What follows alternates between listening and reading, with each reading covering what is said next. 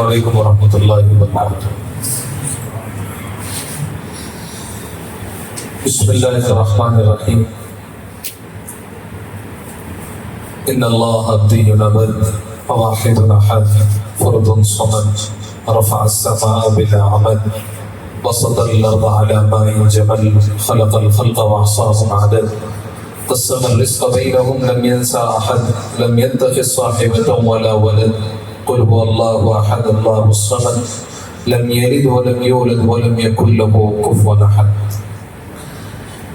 اشهد ان لا اله الا الله واشهد ان محمدا عبده ورسوله الامجد صلى الله عليه وعلى اله واصحابه الذين تزودوا للغد، اما بعد فقد قال الله سبحانه عز وجل في كلام المجيد والفرقان الحميد، فاعوذ بالله من الشيطان الرجيم، بسم الله الرحمن الرحيم، ولله على الناس حج البيت من استطاع اليه سبيلا، وقال عز وجل ان الصفا والمروة من شعائر الله، صدق الله العظيم، وقال النبي صلى الله عليه وسلم من احب لله وابغض لله واعطى لله ومنع لله فقد استكمل الايمان، او كما قال صلى الله عليه وسلم۔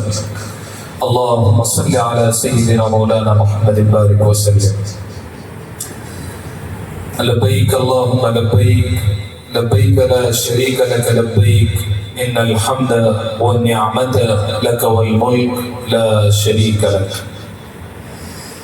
عزیزان گرامی، آج الحمدللہ آپ کافی دیر سے حضرت اقدس قاری عبید اللہ مخدومی صاحب کو سن رہے تھے، اور بڑے چھوٹے انداز میں انہوں نے آپ کے سامنے سفر سے پہلے انسان کس طریقے سے ہو اور انسان اپنی زندگی میں کس طریقے سے زندگی گزارے، اور عنوان سے وہ آپ تمام سے مخاطب تھے۔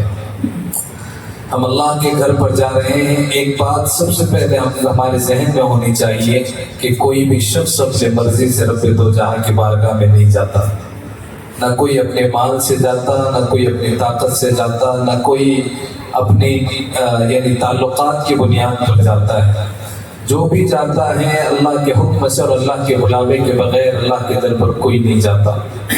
ہمارا یہ عقیدہ ہے کہ جب حضرت خلیل اللہ حضرت سیدنا ابراہیم علیہ السلام نے جب اعلان کیا تھا، جب انہوں نے کعبۃ اللہ بنایا اور اللہ نے حکم دیا کہ ابراہیم آواز لگاؤ، اور جب حضرت ابراہیم علیہ نبینا علیہ السلام نے کہا کہ اے میرے رب، یہ تو ایک بیابان جنگل ہے، میں یہاں کس کو آواز لگاؤں اور کون آئے گا؟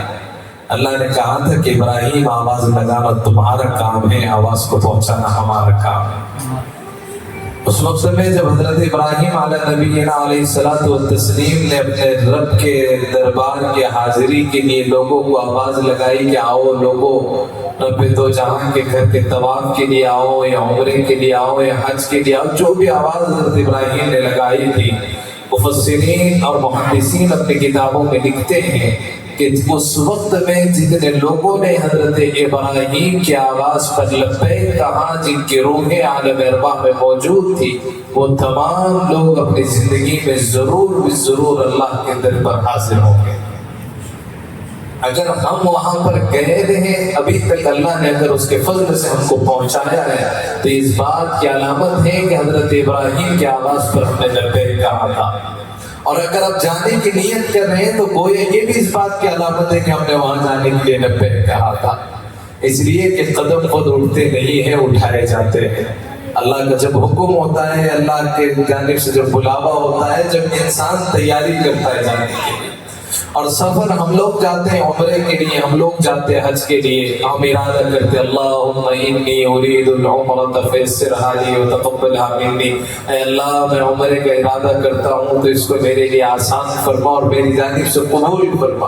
انسان کو ایک تڑپ رہتی ہے، انسان ایک فکر میں رہتا ہے کہ چاہے دنیا کا مال و زر ملے نہ ملے، انسان یہ چاہتا ہے کہ اسے دنیا کی کسی طرح کی کوئی نعمت ملے یا نہ ملے، وہ مسلمان ہونے کے ناطے اس کے دل میں ایک احساس ہوتا ہے، ایک جذبہ ہوتا ہے، اس کے دل میں کڑن ہوتی ہے کہ اللہ اگر مجھے دنیا میں دو چیزیں کم مل جائے چلے گا، لیکن اللہ مجھے تیرا در اور تیرے پیارے حبیب کا روزہ دے گا۔ ہر ایمان والے کا عقیدہ ہوتا ہے کہ اللہ کی در پر جانا ہے، کسی بھی حال میں اللہ کی در پر جانا ہے، اور وہ کوشش کرتا ہے۔ جیسا کہ حضرت مولانا قاری عبید اللہ صاحب نے آپ کو تمام تفصیل بتائی کہ انسان کوشش کرتا ہے کہ اگر پیسوں کا انتظام نہ ہو تو وہ کوشش کرتا ہے کہ میں کہیں سے قرض لے کر اللہ کے در پر جاؤں، میں کہیں سے کچھ انتظام کر کے اللہ کے در پر جاؤں۔ عزیزو پیارو، اللہ کی ذات اتنی غیور ہے کہ اللہ کو آپ کے پیسوں کی ضرورت نہیں ہے۔ کسی اور کے تجربے سے نہیں، ذاتی تجربے سے میں بات کہہ رہا ہوں۔ اگر ارادہ پکا ہو، حوصلہ ہو، نیت پکی ہو، اللہ ایسے انتظام کرتا ہے کہ آپ پل بھر میں کہیں ہوتے اور اس کے بعد پل جھپکنے کے بعد کہیں اور ہوتے ہیں۔ جب بلانا اللہ چاہتا ہے، انسان کا کام کوششیں کرتے ہیں، انسان کا کام ہوتا ہے کوشش کرنا، تڑپ کرنا، اور جب یہ چیزیں انسان کرتا ہے اللہ آزماتا ہے کہ میرے بندے کی میری جانب آنے کی تڑپ کتنی ہے اور کتنا چاہتا ہے میرے در پر آنا۔ جب انسان دعا کے لیے ہاتھ اٹھاتا ہے اور کہتا ہے کہ اللہ بہت سے لوگ عمرے کے لیے جاتے ہیں، بہت سے لوگ حج کے لیے جاتے ہیں، اللہ میں بھی تیرا بندہ ہوں، ضرور اللہ میں پیسوں سے کمزور ہوں لیکن اللہ مجھے تیری ذات پر یقین ہے کہ تو جب بلانے پر آتا ہے اللہ تو کس کو کس طریقے سے بلاتا ہے۔ اللہ تیرے لیے کوئی چیز مشکل نہیں ہے، سب تیرے لیے آسان ہے۔ جب انسان اس جذبے کے ساتھ اللہ سے دعا مانگتا ہے تو اللہ اس کے انتظامات کرتا ہے۔ کسی شاعر نے کہا ہے کہ اپنی غربت پہ بہت آتا ہے رونا اس طرح۔ ایک شاعر ہے اور وہ تصورات میں ڈوبے ہوئے ہیں اور کہہ رہے ہیں کہ غربت پہ، اپنی غریبی پہ، اپنے غربت پہ بہت آتا ہے رونا اس دم جب کسی شخص کو جاتے ہوئے طیبہ دیکھو۔ کہ اللہ اور اللہ کے رسول مجھے اپنے غریبی پہ رونا آتا ہے جب کوئی شخص طیبہ کے لیے جاتا ہے، جب کوئی شخص میرے در پر آتا ہے، مکہ المکرمہ آتا ہے، اللہ میرے پاس اگر دولت ہوتی تو اللہ میں تیرے در پر آتا۔ ایسے وقت میں جب اللہ سے دعائیں مانگی جاتی ہے اللہ کو جلال آتا ہے، اس کے رحمت کو جوش آتا ہے اور وہ ہمارے آنے کا انتظام کرتا ہے۔ اب ہم جو ہندوستانی مسلمان ہیں ہمارا ایک اپنا کرائٹیریا ہے جانے کے لیے، ہم ایک اپنے نظام سے چلتے ہیں۔ اگر کہیں سے انتظام ہو جاتا ہے، اللہ مال و دولت دے دیتا ہے تو ہم چلے جاتے ہیں، نہیں تو کوششیں کرتے ہیں، اسباب کرتے ہیں، دنیا کے اسباب کو تلاش کرتے ہیں، اس لیے کہ ہم جا اس کے پاس رہے جس اسباب جس کے پاس ہوتے ہیں۔ انسان ایک نیک نیتی سے جاتا ہے کہ ادھر اگر کچھ بھی ہو جائے اللہ کے در جا کر آؤں گا، سب کام میرے بن جائے۔ یہ جب انسان کے اندر ارادہ ہوتا ہے وہ کوششیں کرتا ہے۔ ہم نے اگر کسی سے قرض لیا اور جانے کی نیت کی ہے اور اب نیت جب ہم نے پختی کر دی ہے، ارادہ ہم نے پختہ کر لیا ہے، اب ہم جانے کی تیاری کریں۔ اپنے اہل و عیال کو اس حج اور عمرے کے حد تک نہیں ہے، انسان ہر رات سونے سے پہلے اگر کسی کا کچھ ذمہ اپنے اوپر باقی ہے وہ اپنے اہل و عیال کو، اپنے وارثین کو بتائے کہ آپ ان کو ادا کریں، ان کا حق میرے اوپر واجب ہے، اس لیے پتہ نہیں کہ کون سی رات ہماری زندگی کی آخری رات ہو جائے۔ اس لیے انسان کو ان سب چیزوں پر فکر کرنے کی ضرورت ہے۔ اب ہم جا رہے ہیں عمرے کے لیے، عمرے کا ایک ترانہ ہے، حج کا ایک ترانہ ہے۔ انسان کہیں پر جاتا ہے اس کے کچھ قوانین ہوتے ہیں، کچھ کانسٹیٹیوشنل لا ہوتے ہیں کہ اس کے تحت انسان کو کام کرنا پڑتا ہے۔ مثال کے طور پر میں مسجد میں آیا، میرے اوپر مسجد کے کچھ فرض ہیں، مسجد کا ترانہ ہے، میرے اوپر میں مسجد میں آیا، میرے اوپر ضروری ہے اللہ کے رسول کی سنت کا عمل کرنا اور آتے ہوئے دعا کا پڑھنا۔ میرے لیے ضروری ہے یہاں بیٹھ کر اللہ سے مانگنا، میرے لیے یہاں جائز نہیں ہے کہ میں غیر ضروری دنیا کی باتیں کروں۔ تو یہ اس مسجد کا کانسٹیٹیوشن ہے، یہ اس اللہ کے گھر کا لا ہے، اس کے تحت ہمیں چلنا ہوتا ہے اور یہاں پر آ کر قرآن کی تلاوت کرنا اس کا ترانہ ہے۔ لیکن جب ہم حج کی نیت کرتے ہیں یا عمرے کی نیت کرتے ہیں یا اس جانب جاتے ہیں اور اس پیارے شہر جو دنیا کے سب سے مقدس شہر ہے، جو دنیا کے سب سے خوبصورت شہر ہے، اس کی طرف ہم جب چلتے ہیں تو ہمارے ذہن میں بھی ہوتا ہے کہ ہم کس طریقے سے جائیں، کس عشق اور مستی کے ساتھ جائیں۔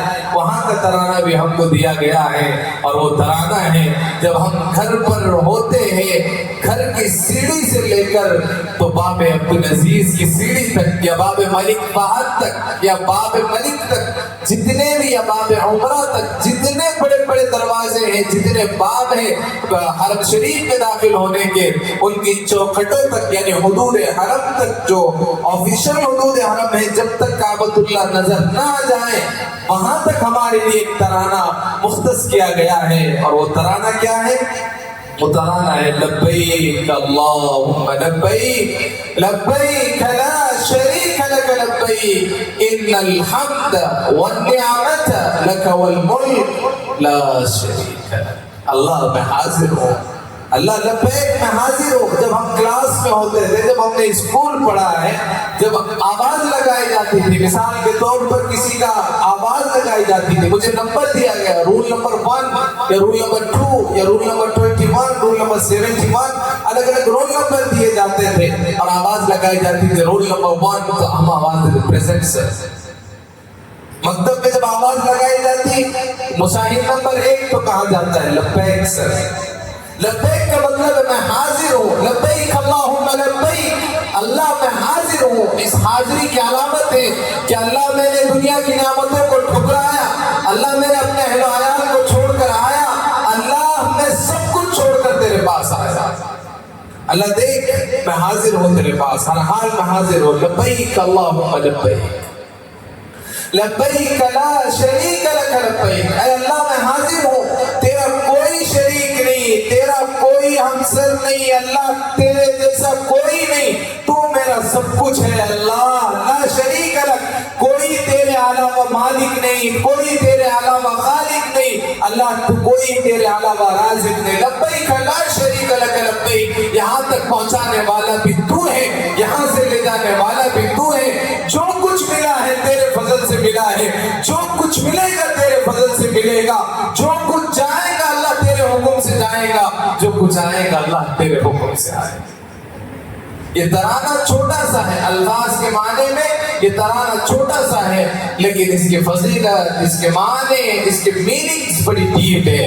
ایک ترانہ ہے لبیک اللہم لبیک لبیک لا شریک لک لبیک ان الحمد والنعمت لک والملک، بے شک تمام تعریفیں، تمام نعمتیں، تمام بڑائیاں، تمام بادشاہت لک والملک، اور دنیا کی تمام تر چیزیں اللہ تیرے لیے، لا شریک لک، اللہ تیرا کوئی بھی شریک نہیں ہے، تو واحد ہے، تو احد ہے، تو صمد ہے، اللہ تیرا کوئی بھی شریک نہیں ہے۔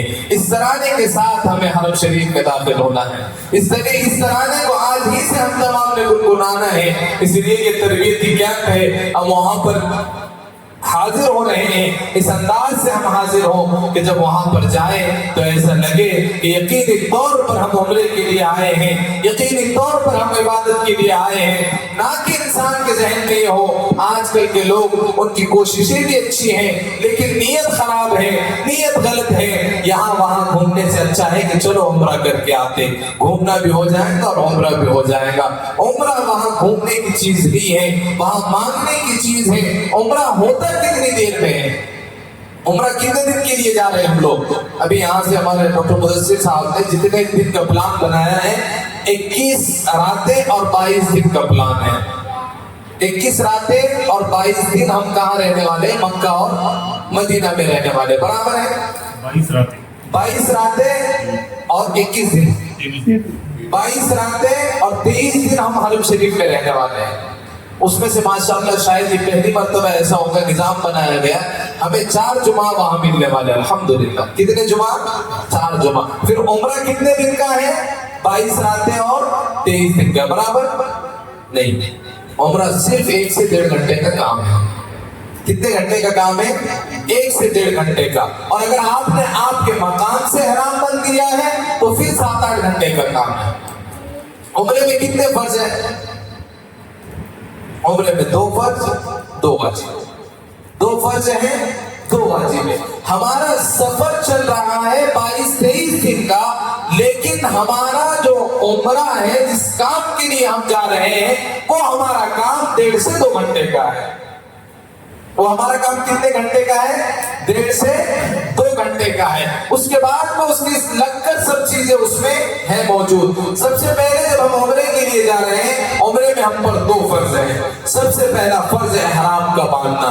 احرام کا باندھنا، احرام کس کو کہتے ہیں؟ وہی چادریں اگر اس احرام کے اندر اگر انتقال ہو جاتا ہے تو اسی میں لپٹ کر اس کو دفنا دیا جاتا ہے، اس کے چہرے کو احرام کی حالت میں ڈھپا نہیں جاتا ہے، اسی طریقے سے اس کی تکفین کی جاتی ہے۔ احرام اتنی مقدس وہ چادریں ہیں، 2 بغیر سلی ہوئی چادریں جو ہم ایک نیچے سے باندھیں گے اور ایک اوپر سے لپیٹیں گے، اس طریقے سے کہ اب ہمارے پاس جس طریقے سے ہم دنیا میں آئے تھے بغیر کوئی مال و زر کے، بغیر کوئی کپڑوں کے، بس ہمیں جب ہم پیدا ہوئے تھے اس وقت میں بھی انسان کو ہمارے پاس معمول ہے کہ ایک تو کپڑوں میں لپیٹا جاتا ہے، اسی طریقے سے انسان کو احرام کے اندر احرام پہنایا جاتا ہے۔ احرام کی اس چیز کی علامت ہے کہ تم نہ کچھ لے کر آئے تھے نہ تم کچھ لے کر جانے والے ہو، اس کے ساتھ میں احرام اس چیز کی بھی آپ کو یاد دلاتا ہے کہ آپ اگر دنیا میں آئے ہو اسی طریقے سے آپ کو جانا ہے۔ اور احرام کی سب سے مقدس بات یہ ہے کہ احرام پہننے کے بعد انسان کو موت کی یاد تازہ ہو جاتی ہے۔ یہ مرتے وقت بھی کفن میں 2 ہی چادریں نصیب ہونی ہے، اور یہاں پر بھی احرام میں کتنی چادریں ہیں؟ 2 چادریں ہیں۔ اس بات کو ذہن نشین کر لے۔ احرام عمرے کا پہلا فرض کیا ہے؟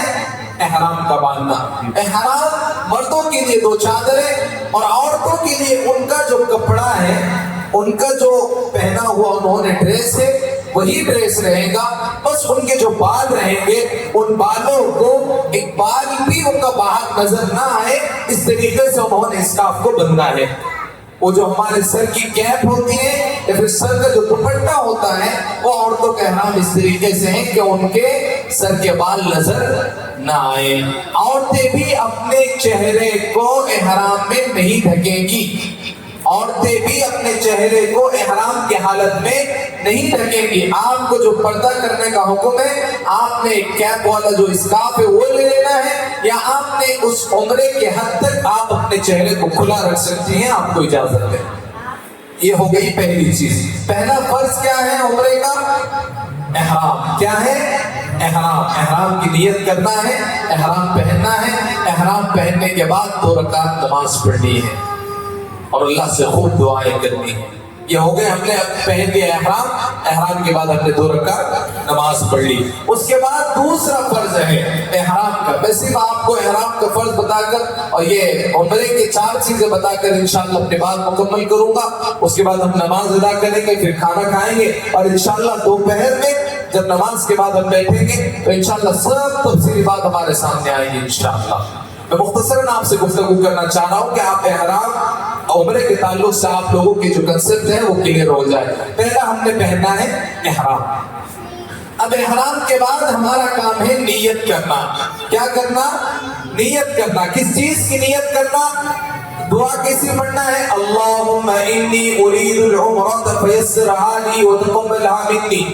برابر اسی طریقے سے سیم یہی دعا پڑھنا ہے، برابر ایسی ہی دعا پڑھنا ہے۔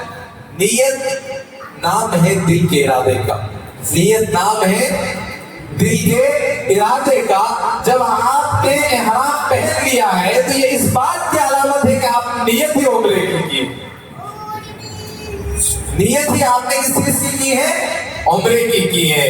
لیکن جو پڑھے لکھے لوگ ہوتے ہیں وہ یہ چاہتے ہیں کہ اس میں کچھ گنجائش بچ جاتی ہے، اس لیے وہ پلین میں بیٹھنے کے بعد جب میقات کی اناؤنسمنٹ ہوتی ہے سعودی ایئر لائنز میں، اس کے بعد وہ نیت کرنا شروع کرتے ہیں کہ بھئی اب میقات ہے۔ لیکن ہم جو لوگ ہوتے ہیں ہم ممبئی ایئرپورٹ سے ہی نیت کر لیتے ہیں۔ ہم کس چیز کی نیت کر رہے ہیں؟ عمرے کی نیت کر رہے ہیں۔ اب ہم نے عمرے کی نیت کر لی، اب ہم پر احرام کی پابندیاں شروع ہو گئی ہیں، احرام کی پابندیاں ہم پر شروع ہو گئی ہیں۔ اب کسی طریقے کا کوئی وہ کام جو احرام میں ممنوع ہے ہم وہ کریں گے نہیں۔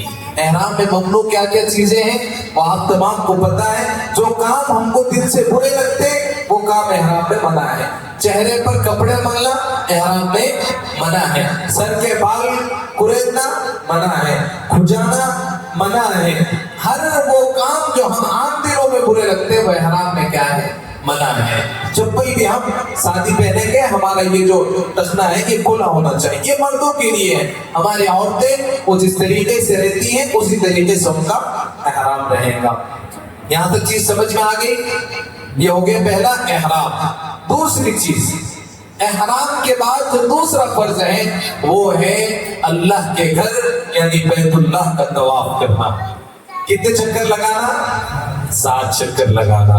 اور 7 چکر میں کتنے استلام ہوں گے؟ استلام کس کو کہتے ہیں؟ دیکھیے جب حجر اسود نظر آتا ہے حجر اسود کی طرف اس طریقے سے ہاتھ اٹھا کر ہم کیا کہتے ہیں؟ بسم اللہ اللہ اکبر وَلِلَّهِ الْحَمْدُ. اور ایسا اس طریقے سے بوسہ لیتے ہیں. پیارے آقا صلی اللہ علیہ وسلم وہاں پر حجر اسود سے ایک بات ذہن میں آئی. حجر اسود کا استلام کرنا ضروری ہے ہر ایک کے لیے. اور اگر حجر اسود کا بوسہ لینا ہر کسی کے لیے ضروری نہیں ہے. آپ کو روایت بتاتا ہوں کہ پیارے آقا صلی اللہ علیہ وسلم جو جوامع الکلم ہے قرائم الحکم ہے دنیا کے سب سے بہترین انسان ہے. پیارے آقا صلی اللہ علیہ وسلم کو معلوم تھا کہ میری امت ایک کثیر تعداد کی امت ہوگی. کثیر تعداد میری امت میں پائی جائے گی. وہ جب یہاں پر آئیں گے تو حجر اسود کے کیسا بوسہ لیں گے؟ آپ کتابوں کو پڑھیے. پیارے آقا صلی اللہ علیہ وسلم نے اپنے ساتھ جو رکھا ہوا عصا تھا اس کی طرف سے اشارہ کر کے استلام کر کے پیارے آقا صلی اللہ علیہ وسلم نے بیت اللہ کا طواف کیا تھا. یعنی طواف کے دوران استلام کرنا بھی پیارے آقا کی سنت ہے. حجر اسود کا بوسہ تو ہے ہی لیکن استلام کرنا بھی پیارے آقا کی سنت ہے. اس بات کو ذہن میں رکھے. ٹھیک ہے. استلام کرنا ہے بسم اللہ اللہ اکبر وللہ الحمد. اور اگر اور آتا ہے تو وللہ الشکر. یہاں سے ہم اب کیا کریں گے؟ اس طریقے سے بوسہ لیں گے اور اب ہم ہمارے طواف کا آغاز کریں گے. اب طواف کے دوران میں ہم اپنی جو دعائیں ہیں وہ دعائیں پڑھیں گے. اور دعائیں پڑھتے ہوئے جب رکن یمانی کے پاس آئیں گے رکن یمانی سے لے کے حجر اسود تک پھر ہم وہی ترانہ جو ہمیں اپنے بڑوں نے سکھایا ہے ربنا آتنا فی الدنیا حسنہ وفی الآخرۃ حسنہ وقنا عذاب النار وادخلنا الجنۃ مع الابرار یا عزیز یا غفار. یہ پڑھتے ہوئے کیا کریں گے؟ دعائیں کرتے ہوئے پہنچیں گے. اب یاد رکھیں چکر یاد رکھنے کا آسان طریقہ. جب ہم بیت اللہ کا طواف کریں گے ہمارے چکر کتنے ہوں گے؟ 7. لیکن ہمارے استلام ہوں گے 8. استلام کتنے ہوں گے؟ 8. یعنی ہم کتنے طرف حجر اسود کی طرف اشارہ کریں گے؟ 8 مرتبہ. ایک آغاز سے پہلے اور ایک مکمل ہونے کے بعد. 7 چکر اور استلام کتنے؟ 8. اس بات کو ذہن میں رکھیں. اب یہاں پر ہمارا کیا ہو گیا؟ طواف بھی مکمل ہو گیا. طواف مکمل ہونے کے بعد میں اب ہم کیا کریں گے؟ 2 رکعت مقام ابراہیم کے قریب میں جا کر نماز ادا کریں گے. اب یہ دونوں فرض سے ہم کیا ہو گئے؟ ادا ہو گئے. یاد رکھو فرض کے چھوٹ جانے سے عمرہ نہیں ہوتا. فرض کے چھوٹ جانے سے عمرہ نہیں ہوتا. واجب کے لیے آپ دم دے کر عمرہ کر سکتے ہیں لیکن احرام بننا اور بیت اللہ کے ساتھ چکر لگانا آپ کے لیے کیا ہے؟ فرض. اس بات کو آپ ذہن نشین کریں. اب اس میں بھی گنجائش ہے 4 چکر لگانا پھر 3 قدم وہ سب باتیں ہم کو کرنی نہیں ہے. ہم فضیلت پر بات کریں گے. پورے 7 چکر کعبۃ اللہ کے طواف بیت اللہ کے طواف کرنا ہم پر کیا ہے؟ ضروری ہے. اب ہم فرض سے ادا ہوں گے. اب اس کے بعد میں 2 واجبات ہیں. کتنے واجبات ہیں؟ 2 واجبات ہیں. سب سے پہلا واجب کیا ہے؟ صفا اور مروہ کی سعی کرنا. صفا اور مروہ کی سعی کرنا. صفا سے جائیں گے مروہ کی جانب, مروہ سے آئیں گے صفا کی جانب. ہمارے چکر کہاں سے شروع ہوں گے؟ صفا سے. ختم کہاں پر ہوں گے؟ صفا سے گئے واپس آئے پھر گئے پھر واپس آئے. اس طریقے سے انسان کے کتنے چکر ہوں گے؟ 7 چکر ہوں گے. کعبۃ اللہ کا پورا دور کعبۃ اللہ کا پورا طواف کرنا, ایک مرتبہ جا کر پورا راؤنڈ لگانا 1 چکر کہلاتا ہے. اور صفا پر جانا اور مروہ سے واپس آنا یہ 2 چکر ہو جاتے ہیں. ٹھیک ہے, سمجھ آ گئی یہ بات؟ اب ہمارا ایک واجب ہو گیا. اب اس کے بعد میں اور ایک واجب ہے. وہ کیا ہے؟ حلق کرنا یا قصر کرنا, یعنی اپنے بالوں کو کٹ کرنا, مڈانا. اب اس میں بڑا مسئلہ چل رہا ہے. ہم جو لوگ ہیں آج کل اس لیے کہ سوشل میڈیا کا دور ہے، ہم دیکھتے ہیں کہ اچھے اچھے مشہور لوگ جاتے ہیں اور ان کی جو ہیئر اسٹائلز ہوتی ہیں وہ واپس آنے کے بعد بھی جیسے کہ ویسی ہیئر اسٹائل ان کی رہتی ہے ماشاءاللہ. جو گئے تھے جیسے گئے تھے ان کے بال اتنے نیمتے تھے کہ وہ ویسے ہی واپس لے کر آ جاتے ہیں. اللہ کے رسول صلی اللہ علیہ وسلم حجۃ الوداع کے موقع پر خطبہ دے رہے تھے. پیارے آقا صلی اللہ علیہ وسلم نے ارشاد فرمایا کہ اللہ ہلاک کرنے والوں پر رحم فرمائے. صحابہ تھے، دین کے سیکھنے والے تھے، اللہ نے عجیب صحابہ کو جذبہ دیا. صحابہ نے عرض کیا یا رسول اللہ قصر کرنے والوں کو کیا، تھوڑے بال کٹوانے والے کو کیا کہتے ہیں؟ قصر کرنا. اور پورے بال کٹ کرنے کو کہتے ہیں ہلاک کرنا. اللہ کے رسول کہہ رہے ہیں کہ پورے بال کرنے والوں پہ اللہ رحم فرمائے. صحابہ نے پوچھا قصر کرنے والوں پر کیا؟ اللہ کے رسول نے پھر فرمایا کہ اللہ رحم فرمائے ہلاک کرنے والوں پر. پھر صحابہ نے پوچھا کہ اللہ کے رسول قصر کرنے والوں کو کیا؟ پھر اللہ کے رسول نے فرمایا کہ اللہ ہلاک کرنے والوں پر رحم فرمائے. چوتھی مرتبہ صحابہ نے پوچھا کہ اللہ کے رسول قصر کرنے والوں کو کیا؟ اللہ کے رسول نے کہا کہ قصر کرنے والوں پر اللہ رحم کرے. کتنی مرتبہ میں کہا؟ چوتھی مرتبہ. اگر اللہ کے رسول ایمان والوں کا عقیدہ ہے کہ اللہ کے رسول اگر دوسری یا تیسری مرتبہ بھی قصر والے کو کہتے اور رحم فرما اللہ کہتے چمڑی اڑانے والے کو، تو ایمان والے یہ قبول کرتے کہ اپنے سروں کی چمڑیاں ادھیڑ دے، اس لیے کہ اللہ کی رحمت اس پر برسنے والی. دعا کرنے والا دنیا کا سب سے نیک انسان، اللہ کا سب سے پسندیدہ انسان جو کہہ رہا ہے رحم فرمائے اللہ ہلاک کرنے والوں پر 3 مرتبہ، تو اس سے بڑھ کر ہمارے ایک بال تو نہیں ہو سکتے اور اس سے بڑھ کر ہمارے لیے کوئی اور چیز نہیں ہو سکتی ہے. اس لیے کوشش کرے کہ اپنے پورے بالوں کو کیا کرے؟ مڑا دے. یہ دوسرا واجب ہے. اور ہماری مائیں بہنیں اپنی یہ جو شہادت کی انگلی ہے یا کوئی بھی انگلی، اس کی ایک اس طریقے سے ایک گول راؤنڈ مار کر اپنے بال جتنے انگلی میں آتے ہیں اپنے بالوں کو کیا کرے؟ کٹ کر دے. ایک اور ٹرینڈ چل رہا ہے. وہ ٹرینڈ کیا ہے میں آپ کو بتاتا ہوں کہ احرام سے فارغ ہونے کے لیے لوگ کیا کرتے ہیں، جیسے مروہ سے 7 چکر ہو جاتے ہیں نا، باہر کسی کے پاس سے قینچی لے کر 2 بال کٹ کر دیتے اور بعد میں جا کر ٹکلا کراتے ہیں. ثواب کیا ملے گا؟ ہلاک کا ملے گا، قصر کا ملے گا؟ قصر کا ملے گا نا. آپ نے پہلے تو بال کٹ کر دیے نا، آپ احرام سے فارغ ہو گئے، اس کے بعد آپ ٹکلا کرو گے، چمڑی ادھیڑو، آپ کو ثواب تو قصر کا ہی ملنے والا ہے. اس لیے یہ غلط حرکت نہیں کرنا ہے. باہر سے نکلے 2 منٹ اور آپ کو 10 منٹ 1 گھنٹہ زیادہ لگے گا، لیکن آپ نے جانا ہے برابر باربر کی شاپ، اپنے کٹنگ والے نائی کے پاس پہنچنا ہے، وہاں پر جا کر آپ نے سکون سے بیٹھ کر اپنا پورا حلق کروانا ہے. نہیں تو یہاں تھوڑا سا ہم حج میں تھے اس سال، ظہیر بھائی ڈاکٹر صاحب اتنے ایسے لوگ ملنا کہ 2 بال کر دیے، بولے ابھی ٹکلا کریں گے جا کے، ابھی باقی ہے بولے کرنے کے لیے. اللہ رحم فرمائے. ایسا نہیں چلے گا. جو کرنا ہے پھر قصر ہی کیجیے نا، پھر اس کے بعد کیوں آپ ٹکلا کریں؟ تو یہ دوسرا واجب ہے. یہاں پر ہمارا عمرہ کیا ہو گیا؟ مکمل ہو. کتنے ٹائم لگے گے اس میں؟ صفا مروہ کے ایک چکر کو 5 منٹ، ایک چکر کو 5 منٹ، 35 منٹ صفا مروہ کو لگتے ہیں. کتنے منٹ؟ 35 منٹ، 35 منٹ صفا مروہ کو لگتے ہیں. اور بیت اللہ میں کتنی بھی بھیڑ ہو، ایک وقت میں ابھی ان کا ٹارگیٹ یہ ہے کہ 1 ٹائم میں 7 لاکھ حاجی ایک ساتھ حج کرتے ہیں، ایک ساتھ طواف کرتے بیت اللہ. کتنی کیپیسٹی ہوگی؟ 7 لاکھ 1 گھنٹے میں. ان کی اتنی کیپیسٹی انہوں نے بنا دی ہے. لیکن 3.5 لاکھ لوگ تو بیک وقت وہاں پر مطاف کا طواف کرتے ہیں.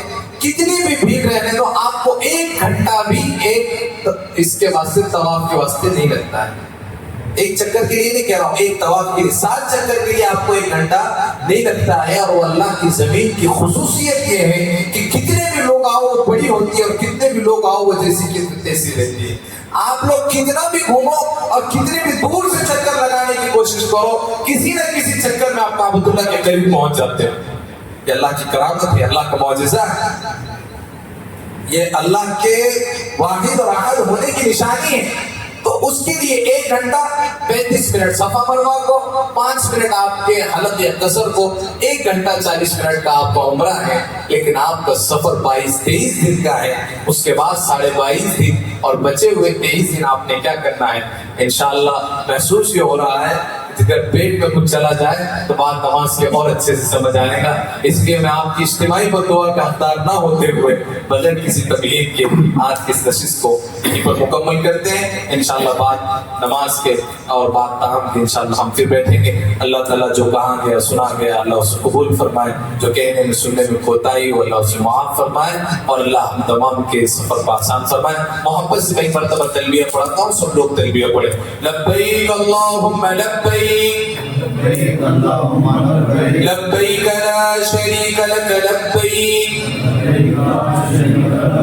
ان الحمد والنعمت لک والملک لا شریک لک لبیک اللہم لبیک لبیک لا شریک لک لبیک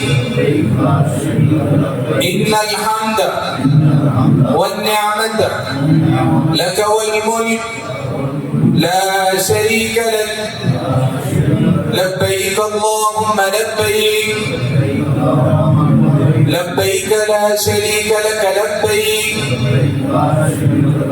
ان الحمد والنعمت لک والملک لا شریک لک. تلبیہ ایک بار پڑھنا ضروری ہے تمام کے, اور 3 بار پڑھنا سنت ہے. اس لیے تلبیہ جب بھی پڑھیں گے 3 مرتبہ پڑھیں 3 مرتبہ. اللہ ہم تمام کے جمع ہونے کو قبول فرمائے. سبحان اللہ بحمدہ سبحانک اللہم بحمدک ونشہد ان لا الہ الا انت نستغفرک ونتوب الیک. سبحان ربک رب العزۃ عما یصفون وسلام علی المرسلین والحمد للہ رب العالمین.